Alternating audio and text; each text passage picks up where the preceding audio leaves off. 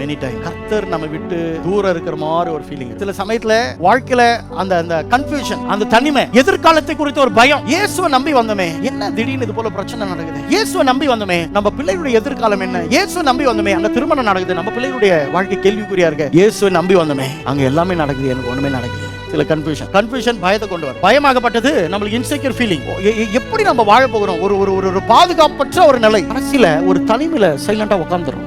எப்பவுமே கவனிங்க, இயேசுவை தெரியும். பலவித நெருக்கங்கள், அவமானங்கள், வேதனைகள். ஒருவேளை உங்க கணவனால நீங்க வேதனை பண்ணலாம், வறுமையினால வேதனை பண்ணலாம், வியாதினால வேதனை பண்ணலாம், பிள்ளைகளால வேதனை பண்ணலாம், வேலை இல்லாம வேதனை பண்ணலாம், திருமண காரியத்துல வேதனை பண்ணலாம், பிள்ளை பாக்கியத்தினால வேதனை பண்ணலாம். ஒவ்வொருத்தருக்கும் ஒரு வேதனை இருக்கு சார். இந்த உலகமே உங்களை தள்ளி ஓரங்கட்டி இருக்கிறவங்கள ஒரு போல, இல்லாதவங்கள ஒரு போல, அவமானத்தின் மேல அவமானத்தை நீங்க போலாம். கவலைப்படாதீங்க. ஒரு நாள் ராஜா உன்னை நோக்கி வருவார். நிலையான ஒரு இடத்தை அவர் ஆயத்தப்படுத்தி இருக்கிறார். நம்முடைய ஏக்கம், நம்முடைய எண்ணம் எல்லாம் ஒன்றுதான், வெயிட்டிங் டு கோ ஹோம்.